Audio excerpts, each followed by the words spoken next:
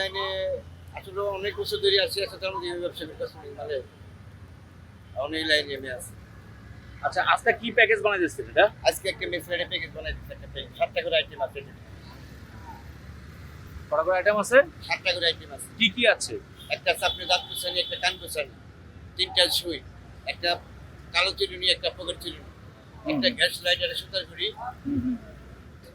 এটা নিয়ে কয় টাকা? এটা নিয়ে 20 টাকা, 7টা আইটেম 20 টাকা।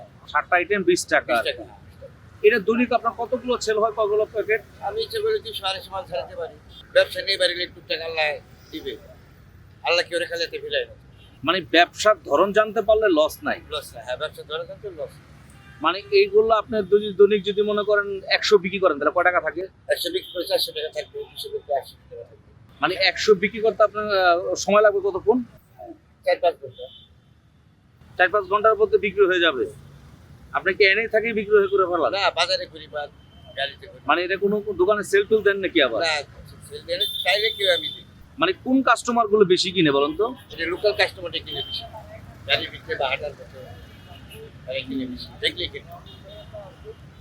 বা শুক্রবারে মসজিদের সামনে যে মসজিদের ভিতরে অনেক লোকেরা এলো। যাক, আপনার পরিবারে কয়জন আছে এখন? এখন আমার পরিবারে 2 ছেলে 1 মেয়ে আর আমার 5 জন। মোটামুটি মাসে একটা কয় টাকা আসে? মাসে একটা কি করবো এটা বলার কিছু না, কিছু একবার থাকি ঢাকা মাই তাই খেতে।